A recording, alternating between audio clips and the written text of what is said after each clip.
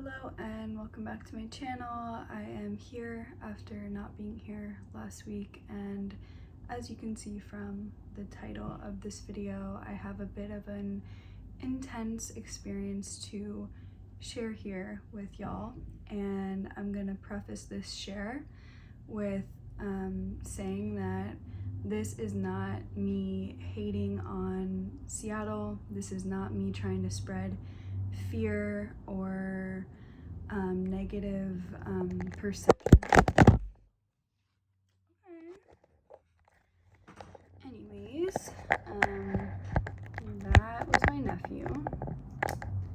So we're gonna get back to this conversation, because if I don't record this video right now, it's not gonna happen. Okay, so yeah, this is not me trying to spread fear around Seattle, negative perception of it. Like, it is a big city. It is vulnerable to crime and violence and wild things. I will say, living here, I've lived here for 2 years. This past year specifically has been really heavy. It has been really intense here, and it is very felt. Like, we have had a lot going on, including a mass shooting, and yeah, it feels very heavy, and I'm feeling that in my heart. I'm feeling that in my mind and my current reality, and having had something just happen to me personally just really adds to a sense of not being safe. But regardless of that, I still love Seattle. I love this city. I'm grateful to live here. I'm grateful for this city. The city is magical and has so much to offer. So I am not trying to spread fear. I just think being in any big city, you just need to have your wits about you. You need to have sharp awareness. You need to be careful, especially as a woman. So my true intention in sharing this experience is to share the lessons and the reflections that I have to offer from it, because a story like this has honestly a lot of gold within it for us fucked up as it is. I truly believe that the most intensely upsetting, traumatic, scary things that can happen to us can be alchemized within. I do believe in the capacity of the human heart and spirit to be very strong and to be able to transmute density into lightness. And even within something like being assaulted, I have found a lot of love. And at the end of the day, I will always choose love. At some point within this video, possibly at the end, I will be reading a poem that I wrote called I Will Love Relentlessly, that really summarizes my experience here and just like the inner push and pull between the chaos and the disgust of the chaos of life and cities and people, and also the heart and the remembrance of the love and the returning to that relentlessly. So yeah, I want this video to encourage you to remember your capacity to always return back to that heart space and see things from a different lens, a different perspective, choose empowerment over victimhood, and just ultimately recognize the grand amount of free will that we each have to live our lives in the way that we want to, in a way that resonates with our heart and our soul, and to let experiences, even if they're shitty, change us for the better. So yeah, I was walking home after running errands, and I was literally on my own street, almost home, and had my hands full of bags because I had been running errands, and I was crossing paths with a woman. I saw her, I looked at her, I acknowledged her, smiled at her, and she just came running at me and started smacking my chest and my arms, just like hitting me very hard all over. And I was just like in shock in the moment, and my system, like I literally froze. And the second that I could like tune into my body and what was going on, I like flew backwards and created distance between us. And in that moment I could see she was like reaching, and I didn't know what she was reaching for, and it was very scary. And I just tried to stay as far back as I could, and she like came towards me again, and yeah, I was able to get away from her and create a large amount of distance. And that was a lot going on within like literally a few seconds. And once I had created that distance, like literally all I could come up with and like utter out was like, "What is wrong with you? Why would you do that to me? What the fuck?" That's like all that I said. And she proceeded to curse me out and say awful things to me, and I'll spare you from what those awful things were. But yeah, I just stood there like in shock and disbelief and was like, okay,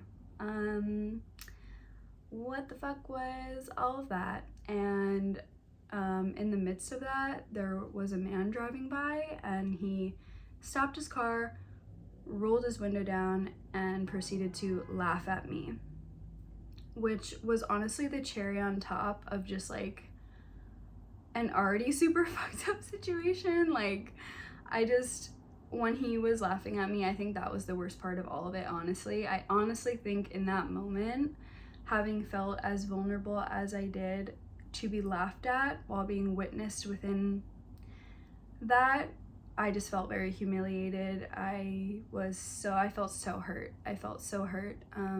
And yeah, the woman, she walked away very casually, just went about her day. And as soon as I could like, really collect myself, I ran home and called my mother, who lives 3,000 miles away, because I just needed the comfort of hearing my mother's voice and telling her what had happened to me. And that was over a week ago, and I've just been in the aftermath of like really trying to ground and reset and really just let my nervous system like recalibrate and regulate. And I've had a lot of love from the people around me, and I'm so grateful. I feel so loved. I feel so supported. I am in a space now that I can like share this with y'all. I am not fully integrated in this whatsoever. Like, I've got therapy tomorrow. And thank goddess. And but even though I'm still integrating, I feel okay to share, and I feel that I have a lot to offer within this share. So yeah, that was kind of just the breakdown of the storyline of that moment. I initially just felt really hurt, confused, scared, grateful to be alive, grateful that she didn't pull a weapon out on me, because it kind of seemed like that's where it was going. Grateful I had the opportunity to create that distance, and that I didn't have to fight this woman. It's like the last thing I want to do with anybody. So but I was just in shock. I was just in shock, and like really in shock regarding the fact that she was a woman, because as a woman living in a city, you are very on edge about men. Like, I get harassed by men every single day that I leave my house. There is not a day that goes by that I do not leave my house and like I'm free of harassment. Like, it happens every day, and it's always by men. I have been harassed by women once in the entirety of my life. So I can't even count. I have not enough math in this brain to compute how many times I've been harassed verbally by men.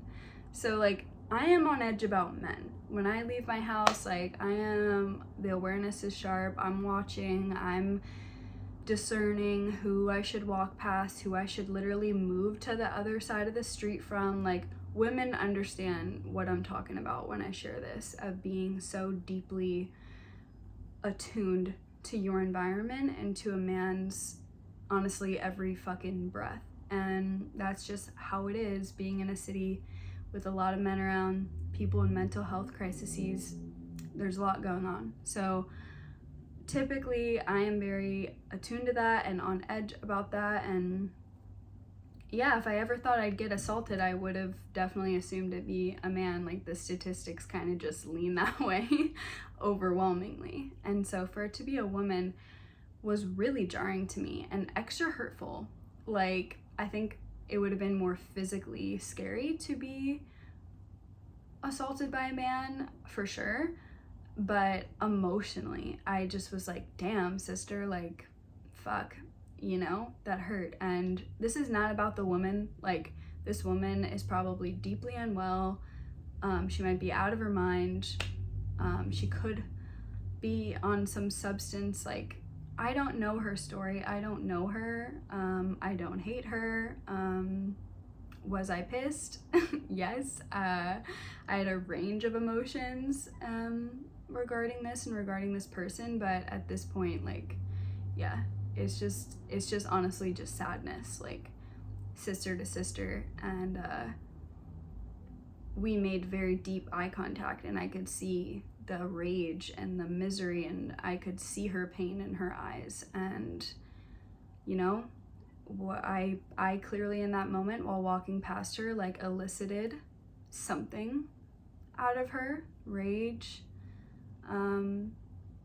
Maybe my smile really set her off. I don't know what this woman has been through, but in that moment she was triggered and it was taken out on me. And that speaks to the deep pain and unwellness that lives within the body and hearts of so many human beings on this earth, because our culture is literally sick. Our society is literally sick. This is why we deal with so much violence. This is why we just had a mass shooting here in Seattle. This is why a woman just randomly attacked me while I'm walking home in midday in front of people, like, no care. Like, that comes from a deep space of unwellness, and that reflects the state of our society. So it's not about this woman. And me saying that she's been through shit, it doesn't make it okay, but it gives context. I don't know what she's been through. Point being, yeah, it's not about this woman. It's about what it shows about our world, and that's really sad. And yeah, like I said, it was very jarring for it to be a woman. Ultimately, I just think that interaction, that experience with her, really opened my eyes to having my eyes more aware of everyone around me, not just men, even though, yeah, overwhelmingly it's men who commit violence, but you know, women are capable too. And I think I was just very harshly reminded of that. And so yeah, I've just been kind of like tending to my inner experience when I leave the house, and I feel on edge when honestly anyone is walking past me. When people get too close, I just feel a little unsafe naturally. You know, your nervous system just is insanely triggered after going through something like that, something that is so shocking and out of your control, and just like, what the fuck. So I have been tending to the tenderness of my own system, and just like creating safety within, like literally affirming to myself on a daily basis, like, yes, I may have no control over the external circumstances, like what other people are going to do, how they're going to behave, but I can establish a sense of connection, trust, and safety with myself within my own body. And I think like doing things like literally just touching my own body, giving myself a hug when I'm sitting in my room, reminding myself like I am safe here and now, I've got myself, like, you know, those little things, just like being a parent to myself, holding that inner child that got hurt outside, that is like very vulnerable and scared, ultimately just scared. So when I leave the house, I am kind of feeling like a parent who is tending to not only my like present like experience in front of me as I walk, as I do my thing, but like also this like inner child who is like, whoa, am I safe here? Is this person safe here? Can I walk that close to them? Are they gonna hit me? Like, it's sad, but it's my current reality. And I think off of that, what I really want to speak into here, which might be the most important share within this entire video, is that I feel that it is so deeply important to choose love. Choose love anyways. Choose love relentlessly. When this first happened, I had a thought that was like, I'm never fucking smiling at someone again that I walk past. Like, I'm never smiling at a stranger again. Like, my smile probably set her off, and like just this fear of like, I'm gonna just look like so sharp when I walk through the street. And like, I'm not saying that you shouldn't have an aura of like, you know, don't mess with me, but you know, I like to interact with people. I like to smile. I like to be loving and be kind. That is who I am. That's how I like to interact with life. And yeah, when I had that thought, I was just like, fuck that. Like, I'm gonna live my life how I want to live my life, how feels true to my heart, my spirit. I'm not gonna let this woman take that away from me. Her fear, her rage, her hate, her misery, I'm not gonna let that enter my system. Like, it may have touched me physically, but it doesn't have to penetrate into me, and I don't have to lose myself in the healing from that experience. I don't have to give up ways of being in sacrifice to my own fears. Like, I don't have to do that. I have choice. I have free will. I have agency. I can walk outside of the house and still be me, still be loving. Like, the pepper spray might be in the bag, non-negotiable every day, but I can still smile. I can still be loving, and yeah, that's so important to me, and that's what I really want to leave here with you. Like, the knowingness, the deep gnosis that regardless of the harshness, the cruelty, the violence in the world, you can still be soft within. You can still be heart-led, heart-centered. You can still be kind. You can still see the good in people. You can still choose to trust when it feels safe to. You know, you can still walk on the lighter side of things. You don't have to be pulled and weighed down by it all. We can feel it, and we can have a reaction to it and move through it, and then we can recalibrate, and we can be ourselves, and we can choose to love relentlessly. And I am working on doing that every day, and that is a part of me creating this video here and sharing my experience with y'all. And I thank you for listening, and I truly hope that it supports your own journey, your own experience, choosing your heart, returning to your heart in this life. And I would like to end this video reading the poem that I had mentioned at the beginning, that I wrote, titled, I Will Love Relentlessly. Stabbings, shootings, and why is this woman hitting me? I hate it here. It feels like I can't breathe. And maybe I shouldn't, because I can't really discern between sky and sea. Don't go outside, they say, but I fucking need to be.